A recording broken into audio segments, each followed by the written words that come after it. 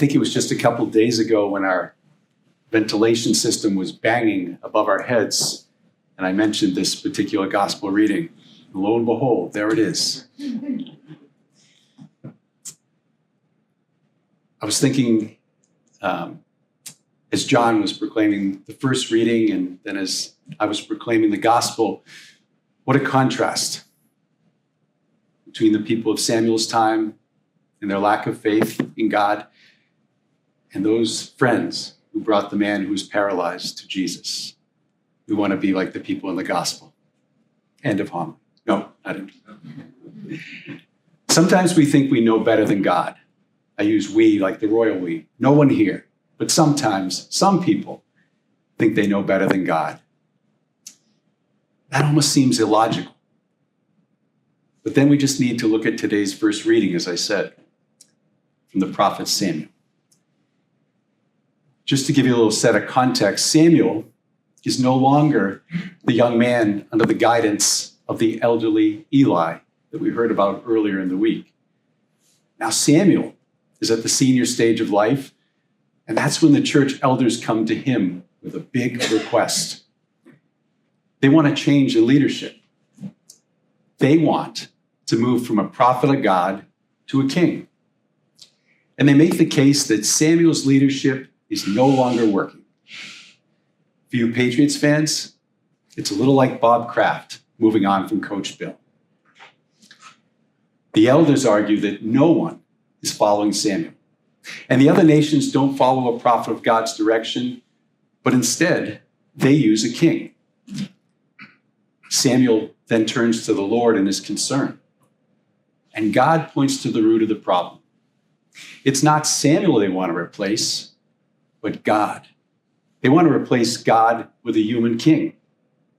And God, as he does when we're going in the wrong direction, he tried to enlighten the people.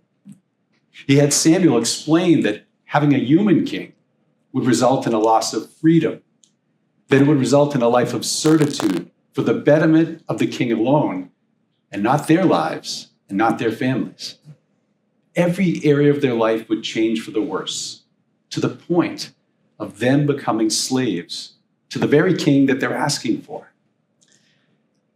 Like many times, the people felt that they knew better.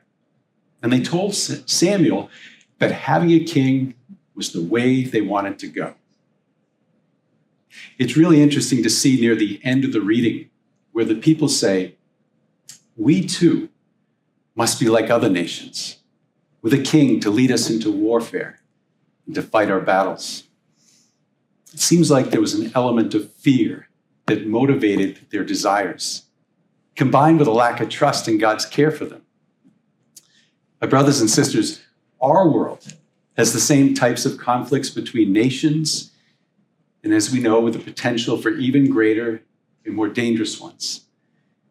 And we can be tempted to approach our fears and sometimes even envy of others by looking at what others are doing outside of their faith in God. Now, don't get me wrong, this doesn't mean that we don't need representatives like mayors and governors, federal officials, including a president to administrate the United States. We do. But at the same time, there's a hierarchy. There's a distinction between God and man and all that. The people of Samuel's time didn't just want a political figure to manage their temporal affairs. They wanted to end their relationship with God as the ultimate source of direction in their lives. And in the end, because God has given us the freedom to choose, he tells Samuel to grant their request and to appoint a king as his successor. This is not a spoiler alert, but I guess you can probably guess how this turns out. We're going to hear about it later, but you know where it's going. I think for us, the question is, what about us? What about our family and our friends? Who do we look to inform our values?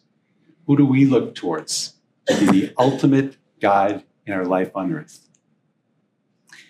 Let us be like those friends of the man who's paralyzed. Let us always go to Jesus to guide us, to lead us, to heal us, and to give us hope. May God bless you all this day, a day that we remember that even sometimes we might think we know better than God.